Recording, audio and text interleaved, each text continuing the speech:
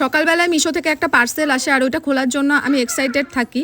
তো কেমন এসছে চলো তোমাদের সামনেই আনবক্সিং করব, তোমাদের সঙ্গে শেয়ার করব। প্রথম না আমার ভয় লাগে, মানে মিশো থেকে কোনো জিনিস আসবে সেটা যদি খারাপ আসে, আবার এখন রিটার্ন দিয়ে সেটাকে আবার নতুন করে আসা তো পুজোর আগে সম্ভবই না। সেই জন্য খুব ভয়ে ভয়ে পার্সেলটা খুললাম। খুলে তো জাস্ট আমি অবাক, মানে এত ভালো এসেছে ব্লাউজটা, মানে কি আর বলবো। চলো খুলে দেখি। আমার এক্সপ্রেশন দেখে হয়তো তোমরা বুঝতেই পারছো যে আমি ভাবতে পারিনি যে এত ভালো আসবে প্রোডাক্টটা।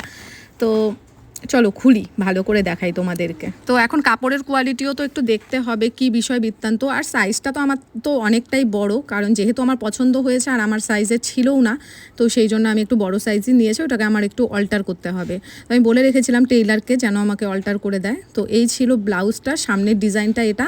হাতার ডিজাইনটা তো খুবই সুন্দর। আর পেছনটা দাঁড়াও তোমাদেরকে দেখাচ্ছি, এটা হচ্ছে পেছনটা। তো কেমন লাগছে অবশ্যই জানিও, আমার তো খুব পছন্দ হয়েছে। অষ্টমীতে পরবো না দশমীতে পরবো সেটা তোমরা পুজোর সময় দেখতে পাবে।